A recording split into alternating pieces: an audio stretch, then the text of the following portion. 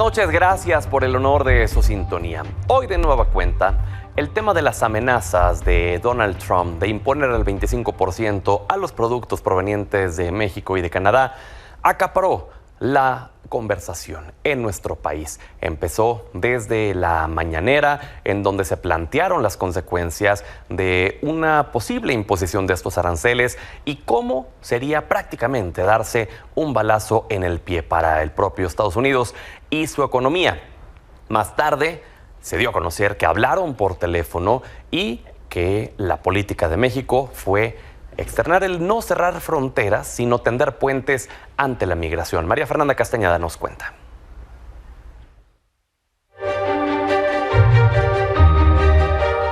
El foco entre México, Estados Unidos y Canadá cada vez es más evidente.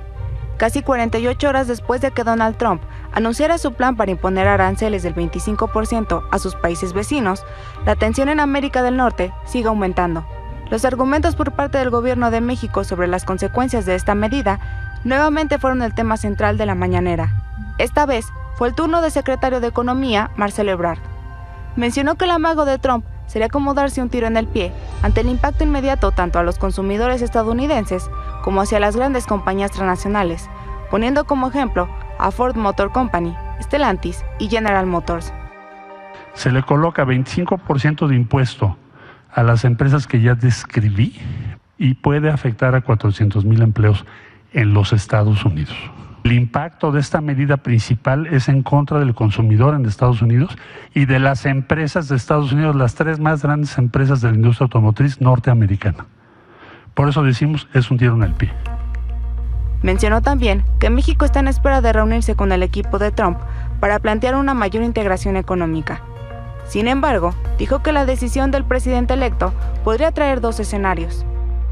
Nos podemos fragmentar y dividir con acusaciones y tarifas, podemos hacer eso si queremos, o construimos juntos una región fuerte, competitiva y preparada para liderar el futuro y competir con otras regiones.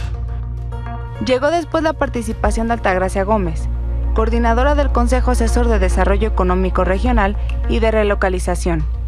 Junto a 23 líderes empresariales, mostraron músculo ante las calificadoras que también reaccionaron a los dichos de Trump, al pronosticar una reducción en el crecimiento económico para 2025. El Plan México y la Estrategia Nacional de Relocalización serán los dos pilares previo a la revisión del TMEC en 2026. Algo que la presidenta Claudia Sheinbaum también destacó. E inclusive, dijo que esto demuestra la unión tanto de su gobierno y el sector privado, más allá de las diferencias que tengan en otros temas. Estamos de acuerdo en una cosa, y es sacar adelante a México. Y estamos de acuerdo en abogar porque no haya aranceles, porque afectan a empresas estadounidenses, a empresas canadienses, afectan al consumidor, afectan a los pueblos. Entonces, esta es una muestra de que estamos unidos. La crítica del primer ministro de Ontario, Doug Ford, quien ayer declaró que es un insulto que Estados Unidos mezcla a Canadá con México, también hizo eco en Palacio Nacional. La presidenta dijo que no acepta la visión de que nuestro país es menos que otras naciones. Incluso recordó que en 2018 el expresidente Andrés Manuel López Obrador abogó para que Canadá se mantuviera en el TMEC. Nosotros no aceptamos esta visión de que México es menos. Canadá nos necesita. Nosotros tenemos un plan y yo estoy convencida que va a permanecer el tratado. La promesa que ayer hizo la presidenta de buscar entablar una conversación con Donald Trump se cumplió esta tarde. A través de sus redes sociales, Sheinbaum dijo que abordaron la estrategia mexicana sobre el fenómeno de la migración y reforzar la colaboración en temas de seguridad. Por su parte, Trump lo calificó como una conversación productiva, afirmando que la mandataria mexicana aceptó detener la migración desde México hacia Estados Unidos con efecto inmediato. Horas más tarde, esto fue aclarado por Sheinbaum, quien dijo que la postura de México no es cerrar fronteras, sino tender puentes entre gobiernos y pueblos. Para Milenio Noticias, María Fernanda Castañeda. Dentro del Partido Republicano hay un nuevo debate sobre si Donald Trump debe cumplir con algunas de sus promesas de campaña, como atacar a México para acabar con los cárteles del narcotráfico. Y es que el equipo del republicano ya evalúa una invasión suave en nuestro país. Esto de acuerdo con la revista Rolling Stone, aunque no está claro qué ruta tomará. Pero, ¿qué es lo que planteó Trump sobre este tema? Una de sus propuestas más polémicas es enviar fuerzas especiales estadounidenses encubiertas a México para asesinar a los líderes de los cárteles, así como ataque con drones contra narcolaboratorios, despliegue de equipos de exterminio y una guerra cibernética contra los capos y sus redes. Cabe aclarar que para que esta amenaza pudiera llegar a ser factible, tendrían que primero declarar a los grupos como terroristas y eso ya les daría la facultad de poder exterminarlos. Vamos a lo que sucede en nuestro país. Vamos a enlazarnos al Senado de la República. Ya la Comisión de Unidas de Puntos Constitucionales y de Estudios Legislativos del Senado aprobaron la extinción de 7 organismos autónomos. Silvia, buenas noches, cuéntanos. Hola, ¿qué tal, Pedro? Muy buenas noches. Te informo que las Comisiones Unidas de Puntos Constitucionales y Estudios Legislativos aprobaron la reforma constitucional denominada Simplificación Orgánica, que consiste en la desaparición de 7 órganos autónomos. Los organismos autónomos y reguladores que desaparecen son el INAI, la COFESE, el IFT, el Coneval, la CRE y la Comisión Nacional de Hidrocarburos, así como la Comisión Nacional para la Mejora Continua de la Educación. Los distintos grupos parlamentarios hicieron sus posicionamientos. La oposición rechazó precisamente que se desaparezcan estos organismos autónomos, principalmente el Instituto Nacional de Transparencia, mientras que Morena y sus aliados respaldaron esta propuesta, ya que dicen que solo se ha debilitado las funciones naturales del Estado. Si te parece, vamos a escuchar y ver parte de lo que sucedió. Hoy son eliminados de un plumazo las instituciones que a los mexicanos nos costaron construir por muchos años, a través de procesos de diálogo entre las diferentes fuerzas políticas, y que en varios casos también muchos de estos órganos son producto de las luchas democráticas de la izquierda. Desmantelar, sí, claramente lo decimos, todo un andamiaje simulado en beneficio de intereses económicos y de la oligarquía, que son aquellas familias más poderosas, nacionales y extranjeras, que se quedaron con el 80% del patrimonio nacional y provocaron la pobreza más escandalosa que haya tenido este continente en apenas 30 años. Pedro, por otra parte, te informo que ya durante la sesión que inició alrededor de las 17 horas, está la discusión de la reforma que elimina la presunción de inocencia en diversos delitos y con esto se impone la prisión preventiva oficiosa. También se prevé que Raquel Buenrostro tome posesión como secretaria anticorrupción. Muy bien, gracias Silvia, pendientes, buenas noches. Seguimos pendientes, buenas noches. El coordinador de política y gobierno de la presidencia, Arturo Saldívar, a través de redes sociales informó que los nombres de los 18.447 aspirantes a la convocatoria para la elección judicial fueron publicados en el micrositio del Comité de Evaluación del Poder Ejecutivo. Entre quienes se inscribieron destacan la ministra Lenia Batres, Marisela Morales, también está Rafael Guerra, Roberto Gil Suart, Bernardo Batis, Gilberto Higuera Bernal, Carla Michelle Salas y el ex subsecretario de Gobernación, incluso Ricardo Peralta. Siguiendo con el tema de esta elección judicial, la consejera presidenta del INE, Guadalupe Tadei, confirmó que el organismo ya fue notificado de la negativa para aplazar la elección judicial y señaló que sin la prórroga de 90 días el reto aumenta, pero garantizó que defenderá el presupuesto, los 13,000 millones de pesos, y que la elección se hará en tiempo y forma. Añadió que podría reunirse con la Comisión de Presupuesto de la Cámara de Diputados esta misma semana y espera el entendimiento de los legisladores. Por cierto que el ministro Jorge Pardo Rebolledo admitió a trámite la controversia constitucional promovida por consejeros del INE, quienes impugnaron la reforma que concedió superpoderes a Tadei para nombrar unilateralmente a los principales funcionarios y operar con ellos múltiples actividades del órgano. Sin embargo, el ministro Pardo rechazó la suspensión solicitada por los inconformes.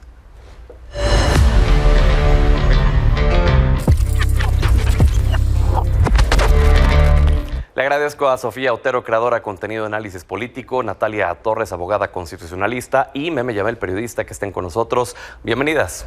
Gracias, muchas gracias. Hay muchos temas de los cuales platicar. El tiempo lamentablemente no es tanto como nos gustaría. Podríamos durar un día entero, sin duda. Pero comencemos Por orden de relevancia, lo que ha acaparado la narrativa. Primero con Donald Trump, ¿cuál es su visión, su perspectiva de la postura, la respuesta que ha tenido México a través de la presidenta Claudia Sheinbaum? Meme. Creo que la respuesta que da la presidenta Claudia Sheinbaum fue una respuesta. Quizás algunos la tildaron de dura, pero estamos hablando de Donald Trump. No estamos hablando de un personaje menor con el que te tengas que andar con nimiedades o con retóricas. No funciona. Entonces creo que fue una buena respuesta de manera directa, reconociendo que a nadie le conviene una guerra tarifaria, ni a México ni a Estados Unidos, y tampoco a Canadá. Las economías de México, Estados Unidos y Canadá están interconectadas, sobre todo la de México y Estados Unidos. Y creo que después de la respuesta de la presidenta, lo primero que vimos fue la reacción de ciertas empresas estadounidenses que tienen años en México, desde los 80s. Por ejemplo, General Motors, o Ford. Inmediatamente tras la amenaza de Donald Trump de esta imposición del 25% de los aranceles, si no se tomaban medidas extraordinarias en temas de seguridad y migratorios, ¿quiénes son las primeras empresas que sufren las consecuencias? Justamente dos empresas estadounidenses que tienen años en México y sus acciones a la baja, entre otras. Entonces, eso es algo que la propia presidenta menciona en la carta, ¿no? Es algo que te va a afectar a ti, Estados Unidos, también me va a afectar a mí, México. Que seguramente planteó en la llamada. Seguramente el planteamiento estuvo ahí, y creo que, la bolsa es algo en lo que Trump conoce bastante bien, ¿no? Las acciones, cómo fueron a la baja, por supuesto que lo pudo ver, y me podría imaginar que los propios empresarios le han de haber hablado a Trump o de haber tenido cierta plática. Recordemos que también Donald Trump toma estas decisiones para presionar, para estirar la cuerda, es su estilo, es la manera en la que él busca orillar a que se tomen ciertas decisiones, pero la respuesta que ya hoy da la presidenta con los empresarios me pareció todavía mejor, porque es decir, a ver, tú me estás pidiendo que haga algo que se está haciendo, me estás pidiendo que tome decisiones que se están tomando. De hecho, la migración a Estados Unidos se ha reducido. ¿Quién la ha reducido? México. ¿Se ha trabajado el tema de seguridad? Sí. El tema del fentanilo, ahí está sobre la mesa, pero es algo que no solamente nos toca a nosotros. El consumo te toca a ti. Es un problema compartido. Y eso viene ya en la respuesta de Trump. Entonces, por supuesto que es algo que se tocó, y celebro que dentro de la respuesta de Trump a la llamada que tiene con la presidenta sea eso. Tenemos que trabajar con el consumo, esa responsabilidad que le toca a Estados Unidos, que no es fácil que acepten. Natalia. En ese mismo sentido, es importante mencionar que cómo actuó la presidenta a mí me parece positivo. Creo que para efectos de comunicación política y de una certeza a nivel nacional era necesaria una respuesta de ese estilo. Con eso estoy completamente de acuerdo. Me hubiera gustado que se hubiera tenido esta declaración política con la completa certeza de que por atrás estaba actuando de la misma manera, ¿no? Sin embargo, sabemos que por algunas de las acciones que han tenido, como la desaparición del IFT, por ejemplo, así como estas negociaciones y el permitir reetiquetar y exportar e importar a China, pues por supuesto que tiene consecuencias, ¿no? Sin embargo, insisto, en un tema completamente de comunicación política y de certeza política, me parece que Claudia lo hizo perfectamente bien y que la presidenta tuvo una postura que salvaguarda a México, eso es una realidad.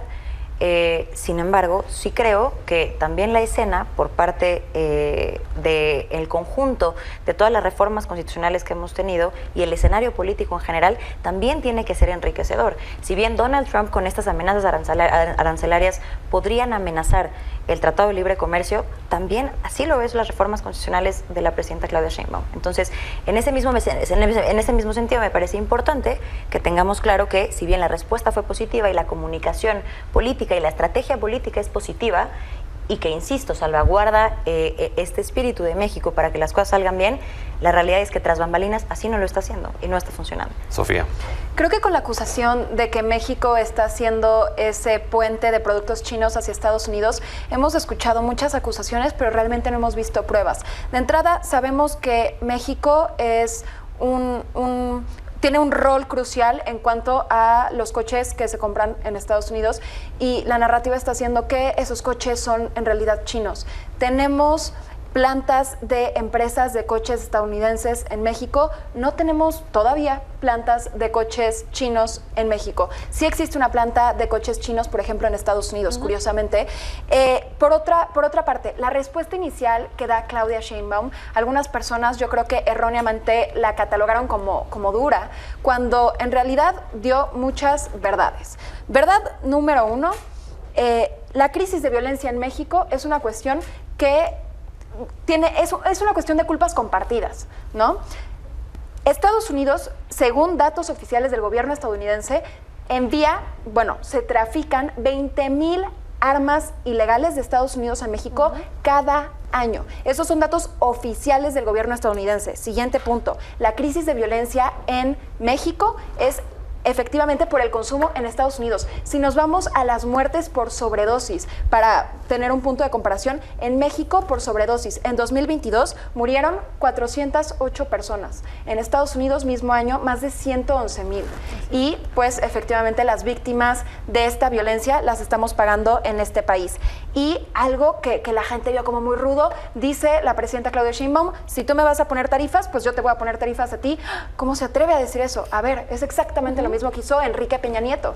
Cuando Trump amenazó a México, cuando Enrique Peña Nieto era presidente, de que iba a imponer e impuso aranceles a metales del 25%, entonces, en particular al acero, entonces, ¿qué hizo Peña Nieto? Impuso aranceles no solo al acero, también a otros productos como por ejemplo cerdo, manzana, whisky. Entonces, si la presidenta tomara esa medida, tampoco me parecería radical o extremo, me parecería completamente lógico y acorde. ¿Qué consideran que hay detrás de este amago, de esta amenaza de Donald Trump? Ya no estamos en una época electoral en la que necesite de los adeptos de su base republicana para ganarle a Joe Biden. Todavía no está en el poder como para poder someter, digamos, a nuestro país, y así es como lo intenta hacer. Mucho se habla de que es simplemente un bluff para poder conseguir algo más. ¿Qué es ese algo más para ustedes? Hay varias cosas. Recordemos que México tiene, por ejemplo, el litio, y recordemos también que un Elon Musk hoy ya va a ser secretario en el gabinete de Donald Trump. Entonces, el litio es uno de los elementos que tiene México, además nacionalizado, como ahora sí que con 3 candados nacionalizados desde la administración pasada. Y México ha planteado muy bien esta línea de soberanía. Otro de los puntos que sabemos que a Estados Unidos no le encanta es la manera en la que cambió la cooperación entre las agencias. Estados Unidos está acostumbrado a llegar y hacer lo que ellos quieran sin realmente tener que pedir ni mucho permiso ni dar mucha información. Entonces, hoy lo que estamos viendo en la política que viene desde Andrés Manuel López Obrador y la propia presidenta lo continúa, es una línea de soberanía que parece curioso porque es lo mismo que también Donald Trump respeta. Es como decir, o sea, viene este respeto de decir de iguales, de yo voy a defender a los míos y tú vas a defender a los tuyos, pero Estados Unidos siempre con esta línea intervencionista la va a mantener y la seguirá manteniendo. Varios intereses económicos, las armas, por ejemplo. El tráfico de armas, sí, es ilegal, pero es el mayor negocio de Estados Unidos. La guerra es el negocio más grande que tiene Estados Unidos. Entonces, este es un doble discurso de Estados Unidos de decir, sí me hago responsable o sí asumo que hay un problema con el consumo de fentanilo aquí, pero no voy a tocar ni por error el tema del tráfico de armas en México, que también es parte de responsabilidad, como decía Sofía. La responsabilidad es compartida. Porque parte de una enmienda constitucional para los estadounidenses, y es el derecho a defenderse mediante un arma que pueden conseguir hasta en cualquier tienda supermercado. Y aparte, o sea, esta es la segunda enmienda, pero a eso sumémosle la Asociación del Rifle, uno de los principales benefactores de Donald Trump. Entonces, intereses hay muchos, intervencionistas y no, pero también está el del discurso político, ¿no? Bien es cierto, Donald Trump no necesita ganar más adeptos, ganó el voto popular y además el del colegio electoral no necesita, pero él sí está reafirmando lo que dije en campaña, ahora vamos a ver cómo lo hago. Y algo que le gusta mucho hacer a Donald Trump es manejar esta postura del que controla, ¿no? El que dio la línea, el que gracias a él se están haciendo las cosas, que por ejemplo va en el mensaje que ya pone hoy en las redes sociales, de decir,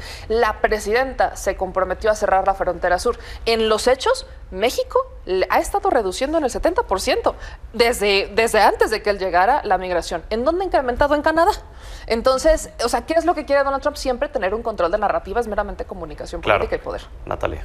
En exactamente el mismo sentido, por una parte el tema del litio, por otra parte, y es enorme el tema de las armas, pero quiero hacer un énfasis en este tema. Claro que es un statement político, claro que es una declaración completamente política, porque el movimiento no se acaba con Trump. Trump no necesita reelegirse para que el discurso político cobre fuerza. El movimiento en general, con este discurso político, es suficiente. A ver, el imponer este tipo de aranceles para las dos economías es perjudicial, y él lo sabe perfectamente. Que no se nos olvide que en el 2016 hizo exactamente lo mismo. ¿Y qué fue lo que subió? El alcance político. Y ya. no se cumplió absolutamente nada. Por supuesto que la estrategia es completamente política. Él, tanto exactamente igual Donald Trump como la presidenta Claudia Sheinbaum, sabe que es perjudicial para los dos. Por supuesto que nosotros, nuestro nivel de exportaciones es el 80% de Estados Unidos, pero de ellos también es el 22%. Claro que tienen por dónde perder y se sabe, y son economías que son complementarias y que si bien tenemos en diferentes porcentajes, nos necesitamos para diferentes temas y en diferentes cosas. Pero por supuesto que el tema es político. Yo incluso, aunado al tema de las armas y creo que en el mismo nivel, creo que es mucho más un tema político y hacer un énfasis en este movimiento que no se acaba con él que algo más. A mí no me parece, creo que sería radical pensar que sí lo va a hacer, y la evidencia y el pasado nos ha demostrado que así no funciona. Sofía. Este discurso político, esta rudeza contra México no es coincidencia. A mí me parece toda una estrategia para justificar lo que Trump quiere lograr, que es una intervención militar en México. Y personas que me estén escuchando podrían decir que quizás esto es una teoría conspirativa. No, es la declaración que dio su exsecretario de Defensa. El exsecretario de Defensa de Donald Trump salió ante medios y dijo: Trump quería mandar misiles a México y su equipo tuvo que interceder y detenerlo. Ese es el personaje que está regresando a la Casa Blanca, que está regresando con este discurso y que además está regresando con un gabinete de adeptos, de gente profundamente fiel. En ese momento, afortunadamente, tuvo un secretario de la Defensa que le dijo: hey, no puedes bombardear a nuestro principal socio comercial. Pero ahorita, ¿a quién tiene como su secretario de la Defensa? Tiene a Pete Hegseth, que para quien no sepan quién es este cuate, pues es un todavía conductor de Fox News, que es un medio de comunicación de ultraderecha de Estados Unidos, que incluso ha enfrentado procesos legales por difundir desinformación, por hacer propaganda a favor de Donald Trump, evidentemente. Pero que ahora experiencia militar sí tiene. Tiene experiencia militar, sí. Fue investigado y estuvo en un proceso ahí medio turbio años después, pero estuvo en guerras también. Estuvo en guerras, pero es muy diferente. Muchísimas personas en Estados Unidos han estado en las filas del ejército, han estado en guerras. Como nos decía Meme, es de sus principales negocios, ¿no? El tema es que Pete Hegseth no estuvo en un mando alto del ejército, no tiene esa clase de experiencia para dirigir a potencialmente el ejército más poderoso del mundo. Trump no lo está poniendo ahí por su experiencia, porque estuvo en las filas del ejército de Estados Unidos. Lo está poniendo ahí porque es un propagandista de su movimiento, MAGA. 90% lealtad, 10% capacidad. Totalmente, y lo puedes ver con todo su gabinete en realidad. Ahora, para que esto suceda, para que los misiles pudieran llegar a México y para que todo esto pudiera suceder, las intervenciones militares y demás, tendría que declararse a los grupos criminales como terroristas. Tom Homan, que es a quien delegó como su zar de la frontera, que antes ni siquiera era un puesto, pero ahora es un puesto oficial. Tom Homan dijo que en el día 1 van a declarar a los cárteles mexicanos como organizaciones terroristas porque han matado a más estadounidenses que cualquier otra organización. Eso está en los planes. Eso lo dijo Tom Homan. Depende del Senado, depende... Que controlan. Exactamente. Que controlan. Que de las ganaron. cámaras que controlan, que ganaron. Tienen toda la legitimidad para hacerlo. Si Donald Trump dice: quiero hacerlo, quiero enviar misiles a México, como había querido antes, ¿sí? Podría hacerlo, tendría todo el poder de hacerlo. Habrá que ver si sucede. A ver, vamos al siguiente tema, antes de que se nos vaya más el tiempo. Pues ya, prácticamente un hecho, la desaparición de organismos autónomos. ¿Qué viene en esta era post-INAI, post-COFECE, etc. Meme? Yo me voy con el antecedente un poco, porque estos organismos autónomos los hemos conocido muchos como el gobierno paralelo. ¿Qué es lo que pasa? ¿Cómo nacen? Y creo que hay que regresar a la pregunta: ¿cómo nacen? Estos organismos autónomos nacen en medio de una crisis de falta de legitimidad del gobierno. Entonces, ¿cuál es la estrategia del gobierno? Necesitamos instituciones paralelas que le den legitimidad a las actividades que originalmente tendría que haber hecho la Secretaría de Comunicaciones y Transportes, que originalmente tendrían que haber hecho otras instancias. En su momento, la idea genuina, sí, necesaria, también claro, porque venimos de gobiernos con crisis de legitimidad y con muy mala imagen. ¿Qué es lo que va pasando? Que eventualmente estos mismos organismos se convierten en parte del sistema. Las personas que empezaron a estar en estos organismos, lejos de servir a la ciudadanía, lejos de ser un contrapeso, lejos de hacer un trabajo independiente, empezaron a hacer el trabajo por y para. Pongo el caso, por ejemplo, de COFECE. COFECE se supone que le toca hacer investigaciones y revisar a las empresas y que nadie incurra en prácticas monopólicas. Perfecto.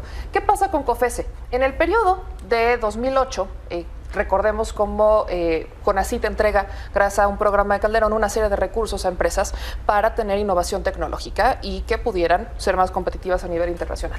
Ahí, en ese entonces, CONACYT le entrega a varias empresas, entre ellas a Kimberly-Clark, cerca de 36 millones de pesos para actividades relacionadas con productos para bebé, etc. En ese mismo periodo, Kimberly-Clark estuvo incurriendo en prácticas monopólicas.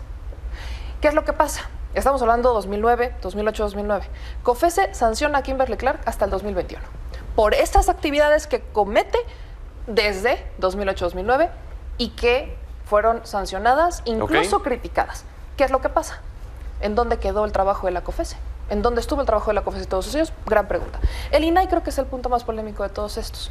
Personalmente creo que hay que hacer una gran separación entre la Ley General de Transparencia y el Instituto de la Transparencia. El Instituto de la Transparencia es una iniciativa no del gobierno de Vicente Fox, como lo han hecho creer los panistas, es una iniciativa que nace de la ciudadanía y de sí promesas de campaña de Vicente Fox. En su momento Fox quería que el Instituto de la Transparencia estuviera en la Secretaría de la Contraloría. Yo personalmente creo que sí necesitas tener un organismo fuera del gobierno para obligar a los demás a que informen, porque como tal lo que obliga es la ley, pero ¿y si no cumples con la ley? ¿Quién es el que se va a hacer responsable? Claro, ¿quién va a interceder por ti? ¿Quién es el que va a interceder? La ley te obliga, sí, pero ¿quién es el que intercede? Y dentro de ese instituto, dentro del INAI, también hubo personajes completamente fieles al sistema. Gente del propio Calderón, gente de Vicente Fox, que bloqueaban la propia información. Entonces, cuando hablamos de los organismos, creo que hay que hablar de qué tan necesarios son en este momento cuando hay un gobierno que está asumiendo una responsabilidad que históricamente se delegó a otros. ¿Qué tan necesarios son, Natalia? Muy necesarios. Para cualquier democracia y para cualquier Estado de Derecho son completamente necesarios. Es terrible lo que está pasando con la destrucción de todas las instituciones de este país. Siempre me ha dado mucha risa cómo en general la teoría del oficialismo es: si hay un error en una institución, bórrenla, elimínenla. Tenemos todo el aparato del Estado, podemos investigarla, auditarla, determinar riesgos, hacer un diagnóstico, poder mejorar las instituciones de este país. No, elimínenlas, porque eso se tiene que hacer cuando una institución comete errores. A mí me parece garrafal todo lo que está sucediendo. Los organismos constitucionales autónomos, además de tener funciones como órganos reguladores, son precisamente autónomos porque también funcionan como un contrapeso, porque también funcionan como organismos que, independientemente de la movilidad política y de los factores políticos, puedan operar de manera sana. Y a pesar de todos los errores, y el INAI, uno de los problemas más importantes que lo acabas de mencionar es el INAI. No sé si ustedes en algún momento han presentado una solicitud de información al INAI. Me parece sorprendente lo rápidas que son. Y si no te gusta, si la información no fue completa, presentas un recurso de revisión y tienes una respuesta de manera inmediata. Depende. ¿Han funcionado? Sí, por supuesto que depende. Y también hay información pública que te cobran. O sea, eso también es cierto. Por supuesto. Las primeras 20 páginas son completamente gratis. Pero si quieres un gran expediente, pues si un organismo constitucional autónomo tiene una deficiencia y tienes todo el aparato del Estado, tienes absolutamente todo para hacer que ese organismo funcione. Y no hay la posibilidad funge como contrapeso, porque funge como que pudieran con la eliminación, de que al final del día, no sé, el tiempo que quieran, volteamos y digamos, mira, tuvieron razón y fue la solución. Ojalá. Ojalá que sí. A ver, sería una tontería, y ahora sí, utilizando los acrónimos que más les gusta al oficialismo, sería una tontería del PRIAN, ¿no? Muy del PRIAN decir que eso no lo esperamos y que esperamos que le vaya mal a México. No, ojalá que tengan toda la razón del mundo. Sin embargo, absolutamente toda la teoría del Estado de Derecho y en general toda la constitución de los estados y los países y de la democracia de cada uno de los países te dice lo contrario. Sofía. Hay que entender estas responsabilidades. No desaparece la necesidad de la ciudadanía de acceder a información de forma transparente, no desaparece la necesidad del Estado de medir la pobreza o de regular la competencia. Todas estas responsabilidades van a pasar entonces al gobierno. ¿Cuál es el problema? El supuesto de que el gobierno mágicamente no es corrupto. Bien sabemos que el voto, aunque es la presunción bajo la cual se creó la reforma judicial, de que el voto elimina mágicamente, purifica, ¿no? Y entonces elimina la corrupción.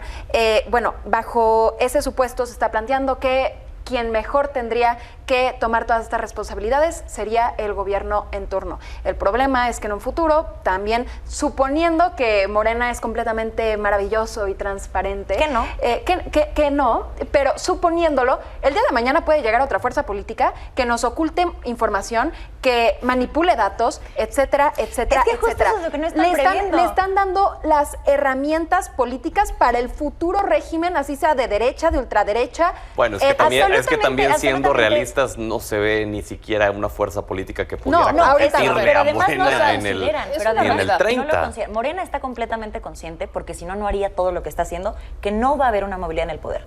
Ellos están tan seguros y lo quieren preservar con tanta fuerza que ninguna de las reformas constitucionales que están haciendo las hubieran propuesto si consideraran tan siquiera por un segundo que el poder va a cambiar, porque no se darían un balazo en el pie como lo están haciendo. Yo solo quiero agregar esto. Primero hay que decir, sí, el artículo 6 de la Constitución dice que tenemos acceso a la información. Por supuesto, para eso está la Ley General de Transparencia. ¿Realmente la plataforma de transparencia sirve para todos? Por supuesto que no. La usarás tú, la usaré yo, la usaremos algunas personas. ¿Realmente la información es pública para todos? Por supuesto que no. Todas las instituciones no es eliminar. Y tienen errores. Aquí es una reorganización de funciones, se crea una nueva Secretaría Anticorrupción. Yo estoy de acuerdo en que las políticas públicas tienen que ser las políticas públicas tienen que ser hacia el futuro. Ahora, esa Secretaría Anticorrupción hoy creo que tiene un buen aval. En el futuro no lo sé. Eso sí me preocupa, por supuesto que me preocupa. Pero, insisto, hay que partir en dos la ley. Una cosa es lo que te dice la ley y otra cosa es el INAI. El INAI es meramente un cadenero de la información. El INAI no hace nada. El cadenero solamente, o sea, es el que te dice si sí o si no. Y dependes mucho de las personas. Pongo el ejemplo en la administración de Calderón de Sigrid Arts. Sigrid Arts, ex colaboradora, ex secretaria, asesora de Calderón en materia de seguridad, fue comisionada del IFAI. Estando en el IFAI, ella presentó 14 solicitudes anónimas desde su computadora para ella subirlas al pleno del IFAI y entonces votarlas. ¿Que eso es transparencia? Por supuesto que no. Eso es complicidad. El poder está también en la información. La información es poder. Ahora, eso es por parte del INAI. Creo que en transparencia hay un gran debate donde yo personalmente sí creo que se necesita a alguien afuera. Ahí sí estoy totalmente de acuerdo. Pero COFESE fue un contrapeso. Entonces, lo realmente transparente y ellos fueron un pedirle contrapeso al gobierno que te diga si el gobierno lo está haciendo bien. Es su obligación. La obligación es cumplir con la ley. ¿Te parece Esa transparente y justo? Lo que deben hacer es tener la plataforma de transparencia. ¿Es transparente y justo? Es transparente, están obligados a hacerlo, están obligados a cumplir la ley, sí. Y están obligados a no robar y aún así roban, no es sí, también el homicidio está en el Código Penal y eso no impide absolutamente nada. Y tenemos jueces que tampoco les encanta trabajar y justo para eso. Que le pidas al gobierno que califique las acciones del gobierno si están bien o mal. Si es una secretaria que se encarga de eso, por supuesto, ¿está asumiendo su función? Sí. Si son independientes, por supuesto que tendrían más categorías. Si son dependientes del gobierno, o sea, ¿tú crees que el gobierno le va a decir al gobierno está haciendo mal? Categoría cuando no hacen nada y forman parte de. En la COFESE formaban parte de las empresas, en el IFT formaban parte de la comunicación. Realmente por ser autónomos son independientes. Y con realmente todo el poder del Estado, tienen el poder y autonomía. ¿Qué diagnóstico hicieron? ¿Cuántos análisis hicieron a cada uno de los 7 organismos constitucionales autónomos? Los análisis están a simple vista, no necesitas mucho más. ¿En dónde está el trabajo de la COFESE? Exactamente lo mismo que dijo el representante de Estado en la audiencia. Vamos con Sofía y contigo terminamos, Sofía. No hay. Algo que no se está considerando, particularmente hablando de, la desaparición del INAI, es que anteriormente, como explicaba Meme, el INAI fungía como una especie de cadenero. Si tú creas información, el INAI, suponiendo a la Sedena, el INAI le tocaba la puerta a la Sedena y le decía, oye, Sofía está solicitando tal información, ¿se la quieres dar o no? Si la Sedena decía que no, entonces a través del INAI es que podías presentar estos recursos para que te dieran la información, que a veces no sucedía, claro. Pero ahora, si tú quieres solicitar información con un mecanismo similar, vas a tener que contratar a una abogada o un abogado y llevar un proceso distinto y tener que apelar ante un juez. Porque todavía no conocemos la ley secundaria. O sea, hoy solamente sabemos que hay una reorganización administrativa, que es la simplificación. Pues no, porque no se planearon reformas conscientes. Pero ya conocemos las leyes secundarias. 2 horas y ya está. Tenemos las leyes secundarias, no las tenemos. Insisto, transparencia, lo que te obliga es la ley de transparencia. Muy bien. Hay mucho que hacerle. ¿Quieres terminar? No. Muy bien. No te quito más tiempo. Bueno, pues gracias por haber estado con nosotros. Vamos a la pausa y regresamos.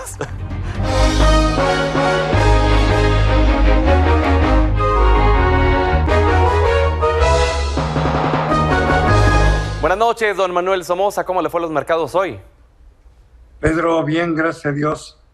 Te digo, después de prácticamente 8 días con alzas recurrentes en los índices norteamericanos, Hoy tomaron un descanso y vimos una baja ligera en el Dow Jones de 0.31. También se contrajo el Standard & Poor's 0.38 y en cuanto al Nasdaq 0.60. La Bolsa Mexicana de Valores estuvo lateral. Lo que sí reaccionó bastante bien fue el tipo de cambio que había llegado ayer hasta niveles de 20.75, 76 y hoy está cerrando en niveles de 20.61. ¿Qué hubo de importante hoy? Bueno, pues salió el dato del PCE, el Price Consumption Expenditure, que nos dice que la economía norteamericana, la inflación del gasto de los norteamericanos subió 2.3% en el mes de octubre versus 2.2% el mes pasado y la subyacente creció 2.8 menos 2.7 del mes pasado. O sea que todo estuvo de acuerdo a lo que se esperaba. O sea que el dato no fue ni bueno ni malo, simplemente cubrió las expectativas. Los mercados estuvieron atentos al cese al fuego entre Israel y Hezbolá, que es una buena noticia, sobre todo para los mercados europeos. También eso redujo la presión sobre el precio del petróleo. Y bueno, pues vamos a ver qué sucede más adelante.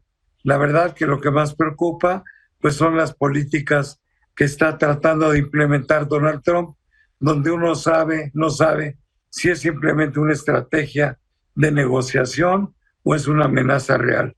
Yo creo que hay que tomarlo en serio y hay que sentarse a negociar en la mesa en lugar de pelearse en los medios. Es mi opinión. Don Manuel, un honor como cada noche tenerlo con nosotros. Gracias y hasta mañana. Pedro, saludos a la audiencia. Nos vemos mañana. Buenas noches. Pausa, regresamos.